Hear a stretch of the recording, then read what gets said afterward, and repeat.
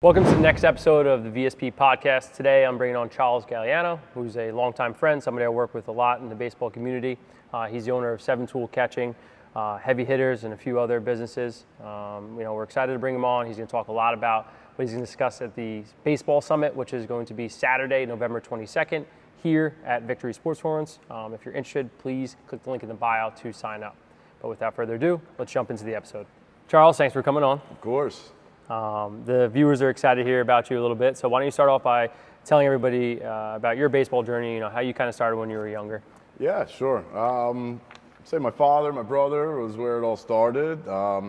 Idolized my dad. He was a player when he was young. Just fell in love with the game from a young age and was kind of off to the races. I remember the first time I went to catch, I had never caught the ball. I was fetching the ball the whole time. I think I was maybe 8 years old. They said, "You want to catch?" I said, "Oh, yeah, give it a shot." And then we went back, and ever since then, just kind of started to figure out the position, fall in love with the game, and it was a long, rewarding ride for sure. Very difficult, a lot of adversity, but learned a lot of things. And I tell guys all the time, like, life's a little bit easier after baseball because it's such a game of failure, you know. So when you step into life, it's a little more realistic to succeed, and your odds aren't 70% of the time you fail, and you consider that success. So it's a very rewarding game from a life lesson standpoint too. But yeah, it's been a long ride. Started when I was 4, and played for many, many years, and now I'm on the other side of the line. Yeah. Now, did you just jump right into catching, and that was like, hey, that's my position. I'm all in on it, or were you kind of like, I like to pitch, or When I was young, I would pitch a little, play third base a little. When you're up to 12 years old, you kind of bop around. But then it really come 13U after I was sole catching. Okay. I just love the position. I love the leadership role. It's the only position where everybody's looking at you, which I find very interesting. I was told, either you're a faucet or you're a drain. You give energy, you take energy, and that's the beauty of that position is, you have 9 guys on the field and 8 of them are facing you. Yeah.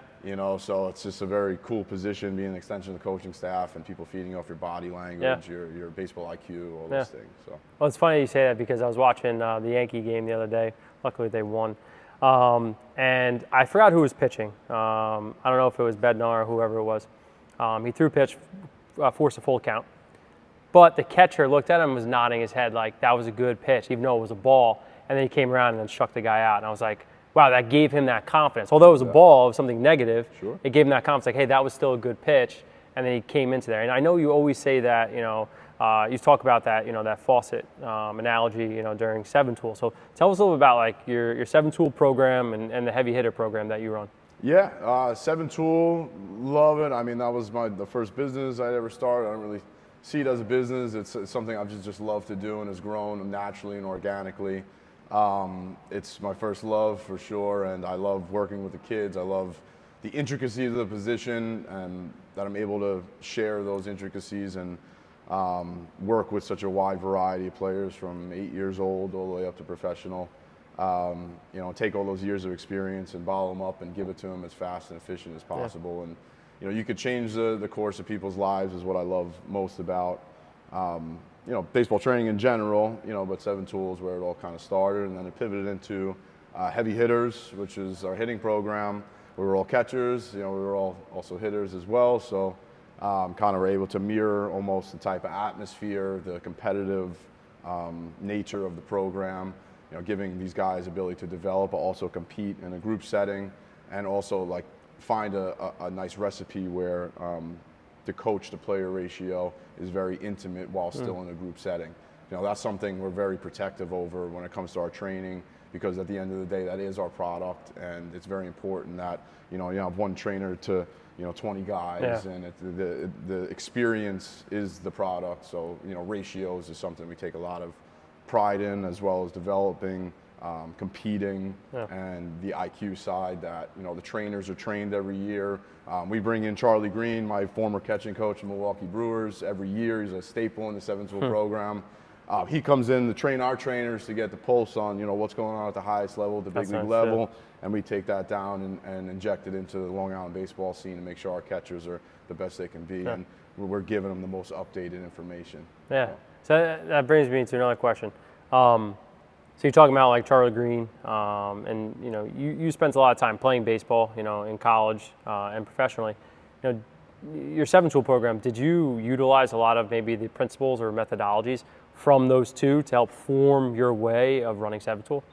Yeah, without a doubt. I mean, it's all tied. Every experience we have in this area of sports and training is all, you know, constantly changing the way you look at things, the way you attack certain training methods, and you know what you deal with, what you don't, you know, where to give, and you know how to train and deal with different types of players. But there's a lot of little intricacies that have been learned along the way, for sure, through every experience, every step along the way, from Little League to my last day in professional baseball. Every single day there was something to learn and pick from that kind of morphed the way I view the game and pass it along to others. Yeah. You know, I'm fortunate enough to obviously work with you, especially with 7-tool, you know, which I'm excited about for the winter. And one thing that I always take from it is that there's a great culture. You know, the staff they have in place, you know, like Billy, you know, TJ, Joe, Chia, all those guys. I mean, they all are good people and have that energy and the knowledge behind it. Now, you know, looking forward to this year, when it comes to catching, are there specific techniques or you know, I guess methods that you're going to be utilizing, you know, throughout the 7-tool? Yeah, sure. I mean, just real quick on the staff, we have the best staff. I mean, we have more fun than the kids sometimes, Yeah. and that bleeds, I believe, into the kids and the atmosphere. Yes. And, you know, no one's showing up because they have to show up. They're showing up because they really want to show up. You know, and that's I can't commend the staff enough, and they're a pleasure to work with, and you are, you know, an extension of us and what we do with the program. It's fun. Yeah, it's a blast without a doubt. But yeah, as far as this year, we're always constantly evolving our methods and adding test points and finding ways to evaluate these guys and find inefficiencies. You know, the first year, I think we just tested pop time and velocity. You know, now we're at, I think, 14 different test points between receive, block, throw, specialty, flexibility, strength. I mean, it has, you know, every year we're looking to add different types of things, but the position's constantly evolving, so the methods will evolve with it as well. You know, so the types of drills that these guys go through, you know, receiving, I mean, at the big league level has changed tremendously in the last 5 years. You know, from the style when I was there to the style now has changed. So, you know, we keep up again with those types of training methods. Blocking stayed somewhat similar, throwing's throwing, you know. Setups are setups. Big league level, what goes on with setups is a little different than the amateur levels for a lot of reasons. But yeah, we're always constantly evolving and making sure we're keeping a growth mindset is the biggest thing I could say, the biggest term, because if you don't have that growth mindset, that's when you become a dinosaur. You get swallowed. Yeah, no, without a doubt. And I feel a lot of the successful catchers also have like a similar mindset. Like they're dogs. Yes. Like they're in there. They don't mind getting down and dirty. Yeah, they don't mind being a little pain and the fatigue.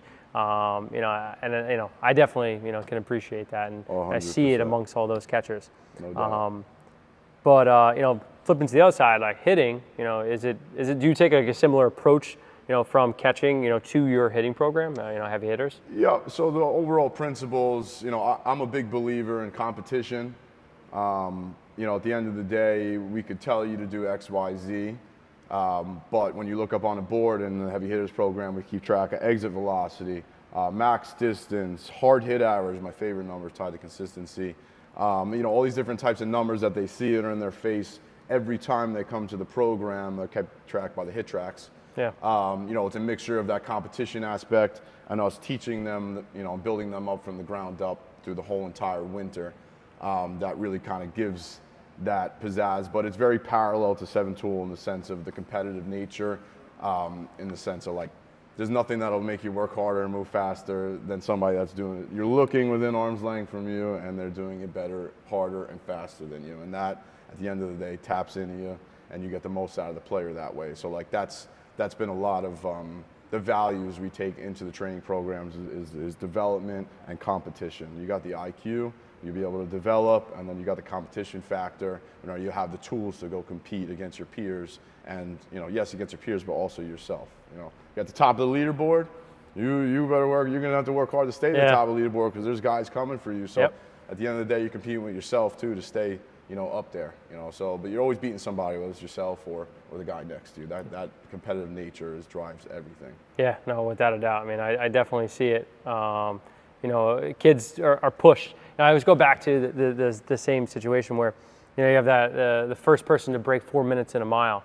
right? And then all of a sudden 12, story. 13 Yeah. or whatever, how many Yeah. people, then they broke it, right? It's about like breaking that barrier for these kids. The power of the mind. Hey, dude, it is crazy. When like I love when I see somebody who's smiling, they're confident, they're moving like fluid, and they feel good about themselves. Typically they're always going to perform better, right? And I try to tell kids, they get in their own way all the time, whether it's in the weight room, out on the field, or going through an injury or whatever the case may be. And it's hard. And baseball is all mental. I mean, obviously not all mental, but it's huge. It's pretty close. You watch some people. Obviously, I watch a lot of like MLB, but they're up at the plate and they have no idea. They have no idea. Like I was watching, Ben Rice. Sorry, Ben, if you're watching, I doubt you are. But he's up at the plate, and I know the splitter's coming. Yet he swings and misses every single time. Yeah. So talk to me about like the mental approach. Like, did you ever go through crazy slumps like that? And then if you have kids who come up to you and be like, "How do I get out of this, Charles?" Yeah. I mean, the mental side of the game is massive. You hit it right in the beginning, which it comes down to confidence. If you're not confident, you're not going to hit. Let me just put that plain and simple. If you're not confident, you are not going to hit. Right? The mechanical adjustments are what give you confidence. Like it's not so much about, we're Northeast players, so there's a lot of focus on mechanics. But at the end of the day, the Western players, Dominican Republic, Venezuela, Cuba, they're more well polished when it comes to athleticism and competing in a box. They're not as worried about where their arm is, their elbow is. They're more like they're just they're playing wiffle ball in the backyard type of mindset. They don't hit in rectangles for 6 months of the year like we do. There's pros and cons to everything, but at the end of the day, that mental side is massive. It comes down to the confidence, the ability to make adjustments. At the end of the day, if you can't make adjustments in the box, in a pitch or two or less, you will not be able to be at the highest level. I tell most of the guys, you got to be your high school players be able to make an adjustment. I don't know, call it in a week, right? Or call it a series. Your college level players, they may take a game. Your minor league players, low level, they may take an at bat to make that adjustment. But your big league guys, they take one pitch and they know what adjustment needs to be made. They make it on the spot and it's done. Yeah. And that's the difference. You talk about him having a hard time with the slider. It's like he's failing that adjustment period. Yeah. Of course, these guys are human and they're going to struggle. And of course, yeah. Sometimes a ball looks like a piece of sand, and sometimes it looks like a beach ball. I've been there. When it comes to slumps, I mean, getting out of them, it's a very tough thing to do. And don't take this the wrong way, viewers, but you got to care a little bit less, and you have to understand that if you care so much about your numbers and like your recordings, like, you're going to dig a deeper hole. You got to say, I don't care if I go 0 for 4 this game, I'm going under 200. I don't care. Like that that has to be the mindset where you're stripping the power from what's caressing, what is holding you. You have to, at that point, you say, I don't care if I go 0 for 4 here. I slip under 200. It's like, how you feel? You feel like you can breathe. You feel like you got, because I don't care. Yeah. What are you going to do? Make yourself tense up, and what are you going to do? You're going to go 0 for 4. Yeah. So it's a little bit of like reverse psychology when it comes to when you're in that slump. But like, sometimes you just gotta laugh at it. I'm stinking today. I've been rough. My junior year, personally, I started off 1 for 28. It was my biggest year. I had put in so much work. I got drafted out of high school. I was now come junior year. All the scouts were coming to the early part of the year to come watch me. And I remember we were at Florida Gulf Coast, FGCU, and there was probably about 15 guys, scouts in the stands with iPads, following my every move. Right-handed guy, I'm not making this up. And I struck out a ton. I mean, I think I got one hit that series. I caught really well. That was always my strength, always pretty. But the mental side of hitting is tough. I fell into that slump. I started off 1 for 28. I said, God, I'm done. That's it. I'm done. Like these guys, I failed to do my job. Yeah. And a lot of the scouts come to the college games early parts of the season because once high school starts, that's when they start to go to them. So they budget the beginning part of their time and their season towards the college guys. So I was like, I'm done. Okay. And then all of a sudden I hit kind of rock bottom, the 1 for 28, and I said, I don't care, whatever. So, I kind of just released control and said, I'm going to go play, and whatever happens, happens. Yeah. And then went on a tear, ended up hitting over 300, 8 home runs, I think, hit 396 in conference by the time it all finished up. So it's not how you start, it's how you finish. And they got word, and eventually got picked up again, which is great. But at the end of the day, it's a long road. You cannot give up, and the handling adversity and that mental adversity is not easy, but you only fail when you give up, so just don't give up. Well, I feel like, kids, they get so nearsighted and they look at things like this, versus, taking a macro, perspective on things. No doubt. That's a funny story. You start with 1-28, but end up, in a really good position. And obviously, you're lucky enough to, and with the hard work, get drafted. But let me ask you, when you're talking to parents nowadays, is there anything that you would change necessarily about the narrative, of baseball for that average 12, 14, whatever year old? Yeah. Biggest piece of advice I'll have for parents is there's absolutely, in the youth baseball scene, there is no perfect situation. The grass isn't always greener. I recommend building equity within one organization and building loyalty to some extent. And, you hope the organization is bilateral with that type of relationship. But building equity within one organization is a big piece of advice. Another piece of advice is let them fail. Failing is good. Failing is adversity. Failing is what makes you stronger. Don't coddle them. You're doing them a disservice. You're putting a Band-Aid on something that is going to hurt them in the long run, because this is a game of failure. You want to coddle them in something that you're supposed to succeed all the time. You're a football receiver. You're supposed to catch every catch. Different. This is a game of adversity. So if you don't know how to fail and handle it, you're going to have a hard time. So parents, do not shield them from the failure. Just be there for them. Give them every opportunity they can, and don't want it for them. They have to want it themselves. But definitely don't be afraid to let them hit those low points, and just be there for them, and give them every piece of parenting advice you could give for them to not give up. Because at the end of the day, that's the only time you really fail. Yeah, no, it's that can be tough, and you see it all the time where parents certainly want it more than the kids. I mean, I see it sometimes in here where the parent brings them here. It's like, all right, so they're going to sign up for 3 or 4 days a week. They're going to be here. They're going to do this. They're going to do that. And I'm like, do they want to do that? Sure. And if they don't want to do it, then they're not going to get as much out of it. Then you're wasting your money and wasting people's time. And I would hate to see that. 100%. Without a doubt. But it is a tough sport, and people do put a lot of time, effort, and money into it. Yes. Especially when it comes to travel baseball. I mean, people start in the spring, maybe if they're playing school ball, depending on their age. They go through all the way through summer, and then you also have fall ball, and then you have winter training. It's back up. Yeah. Now let me ask you: do you believe or think it's right to specialize early in baseball, or do you think people should try to maintain their other sports? Best athletes that I ever grew up with and seen, they're multi-sport athletes up until a certain age. Me, that age, into ninth grade, I did different sports, and then come 10th grade, that was it. What did you play? What else did you play? I used to wrestle. I played football. Oh, yeah. Singlet? I can see you in a singlet. I loved wrestling. I really did. I loved wrestling. I thought it was such a cool sport. Yeah.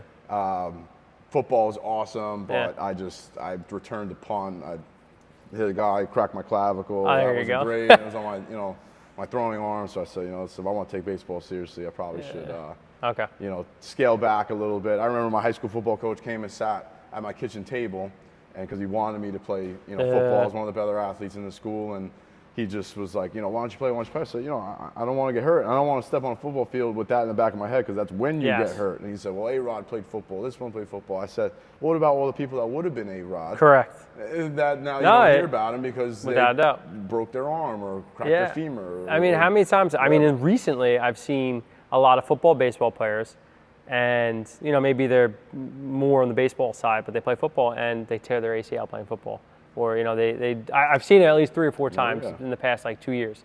And it's sad to see that, but at the end of the day, I know people are like, oh, you could walk outside and trip over something, and I get it, but it is tough, and you have to weigh that risk. No doubt. I mean, there's risk reward. If you want to run track, go run. That's when you're dealing with contact sports, a little bit different mindset. But I recommend multi-sport up until early high school, and then if you're really serious and you want to go to the next level, you start to specialize. But at least you got X amount of years building all those other types of muscles in your body that lead to that athleticism. I know the way you guys train guys and approach, like you build athletes, like yes, you specialize in those sports, but at the end of the day, they're athletes. Exactly. No, I think that's super important. I mean, I always try to tell kids that, right? Like, when somebody comes in, they only want to work on one thing, but I'm like, it's got to be a comprehensive approach. You got to look at everything and how it affects that. But all right, so you're going to be a speaker at the baseball summit. Talk to us about what you're going to be going over, what you're going to be trying to talk to the parents about. Yeah, sure. First of all, awesome event. Super excited for it. I think there was a need for it, so I'm very excited to be a part of it. Thank you. As far as what I'll be covering, as far as hitting, which is the more common, I'd say, broader spectrum topic, because there's not way less catchers, but. Rotational explosiveness, understanding that like development as a hitter kind of starts to plateau, right? There's without the strength and mobility and explosiveness piece. A lot of people out there have good swings, but how many of them are going to stop this from happening and kind of keep it going this way by keeping up with the strength and that rotational explosiveness and understanding torque as a hitter. The big league level, it's all about generating a lot of power using a small amount of space. Got it. Right? You can jump forward, jump back, and track a ball for T-far, but you can't do all that negative positive when you hit. At some point, there's hips and core, rotational explosiveness and sequencing of hips first and hands coming through, and that tension that's built across your torso.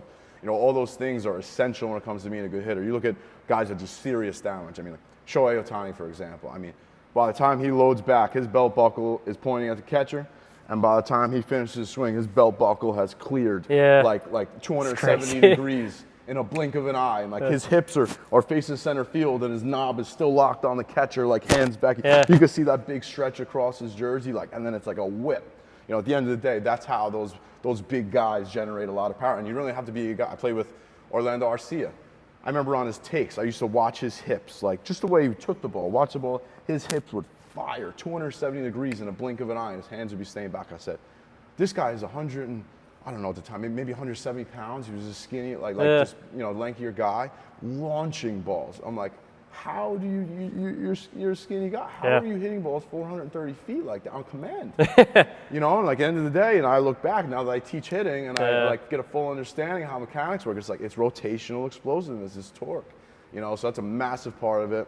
Catching wise, I'm excited to cover mobility, flexibility. You cannot catch if you are not mobile. I'm just say that outright. At the end of the day, you have to be able to do explosive things in low ranges of motion. If you can't, number one, get into a low range of motion, and then number two, pop out of that low range of motion, doing things up, down, left, right, you're going to have a very hard time back there. The ball gets delivered in a fractions of a second, so it's going to be tough. You always bring up I don't know where you were, when it was, but I remember at 7-tool, you always say like this guy, I guess, I don't know if it was a catching instructor, made somebody go down to a squat and they couldn't go down, and then you're like, I forgot what the story exactly was. Okay, no, it's a good, yes. So I won't name names, but so Charlie Green was in. We had a very special catcher. He was above average size, was showing professional talent. We had set up a private workout with him. And he was a bigger guy, a little bit of a stiffer guy, but once he got down, he was kind of loose. But, the kid put in an unbelievable workout. We put him on the hit tracks, launch a ball over 400, caught well, did things well. And then, after he left, I said to Green, what do you think of him? All these years of experience, what do you think of this kid? He goes, I don't want him. I said, why? He said, because the first time I seen him squat, I saw it was a little bit labor to get into the squat. He goes, I know he's not a catcher. I know he's going to get hurt. He goes, any big league catcher I ever seen, it could be 2 a.m., you could pop out of bed, he'll go, and pop right into the secondary. And it's just a natural thing for that person to do. There's too much labor on your knees, your hips, your IT bands, your everything, for it to be labored for you to be in that position. So yes, it wasn't a hard line. No, I'm not interested, but it's like until this guy gets to the point flexibility-wise where he could just pop into that squat and he doesn't have to wiggle into it and settle into it, we'll talk. So I found that very, very eye-opening. I mean, he's seen him score. It was 3 seconds and literally the time it took for him to squat, that was the time it took for a guy with 30-plus years at the big league level, dealing with catchers to come to the assumption that he ain't ready. And it came down to flexibility. Wow. So, these are the importance of the things that, I'm looking forward to talking about at the summit. Yeah, for sure. well, it's not, stretching and mobility, it's not sexy. No, kids don't it's want to do not. it. Everyone Yeah. wants to work on their Yep. pop times. That's Yep. all kids want to work on. And listen, I get it. I know people, it's glorified. But yeah, stretching, from an injury prevention standpoint, but to a performance standpoint, especially with catching. I mean, I don't know many sports that require that much range of motion, and the hips and the ankles and the T-spine and the wrists. It all comes into play. Without a doubt. So I think that's valuable. It is essential. And also, like, from a personal experience, I wasn't, like you said, it's not sexy. I did not love stretching. I didn't take time. And then I had finally, because I like to lift, realized I was tightening up. I was losing arm strength on my throw, so I had taken on an upper body yoga routine when I was at Fordham. Oh, wow. And it had actually worked so well that unless I did it twice a day, I would get anxiety. Like, I couldn't go out on the field without doing that routine, because that arm that I had, like 1 out of every 5 games, that was on the money, full strength, like became 5 out of 5 days. So, yes, from a catching standpoint, sure, your hips, your ankles, all this stuff, but from an upper body standpoint, you like to lift, you like to get stronger, mass equals velocity, mass equals distance, great, but you got to stay mobile. Yep. And it was a very pivotal thing for me for my throwing game as well. It gave me that 5 out of 5 plus arm every time. Yeah, wow, that's funny. Baseball players, I feel like they're so superstitious. Yeah. If they don't do, like everything. Yeah, I got my roommates into it too for him. He was sitting on the floor with me doing it. We were doing our whole Yeah, routine. hey, whatever works. He was a pitcher. He ended up being with the Rays. It worked for him. So Wow, whatever works. Yeah. But let me ask you one more question. So what is, maybe some of the best advice you received, whether it's from, your dad, your brother, a coach, or someone that you can potentially, pass on, to our viewers? Biggest piece of advice. Embrace adversity. It is good for you, without a doubt. People say trust the process. Yep. And that's a piece of advice, and many of us have heard in a lot of different aspects in the athletic world as well, but nobody really understands what the process is. And in one word, if I say to the viewers, the process is failure. You need to fail. You need to deal with adversity in order to climb through the process. It's an unavoidable step. Don't see it as a bad thing. See it as a plus. This is the last thing we'll say here is, like, I had Coach Salmon, who I believe is coming out here. Actually, full credit to him, Coach Salmon, if you watch this. In high school, he had done a little presentation or meeting with our team, and he had given us pencils. And with each, he said he gave us all 1 pencil. And he said, okay, guys, try and crack the pencil. So we all went, crack the pencil, no problem. And he said, okay, that's somebody that has dealt with very little adversity, very little failure. That's somebody, they're not very strong. And then he said, okay, and then he handed us a big bundle of pencils. Yeah. And he said, okay, this is every time they fail. So every time you strike out, every time you make an error, every time you have a hard day, you got to think of it as adding a pencil to your hand in your stack. And then we all had those big stacks of pencils, and we tried. And we couldn't crack it anymore. And we said, oh, wow. And I never forgot that. Wow, that's powerful. That was good. That was really good. But all right, man. So I know you're a busy guy, so I'm gonna let you go. But just tell our viewers, how to find you, on Instagram, social media, and that type of stuff. Give a follow. 7 Tool Catching, Heavy Hitters Club, both on Instagram, websites as well. We got the winter programs. Registration is open, so definitely check that out on the website. We got 12-week programs for both 7 Tool and Heavy Hitters. Thanks, Charles. I appreciate your time, brother. You got it. Thank you.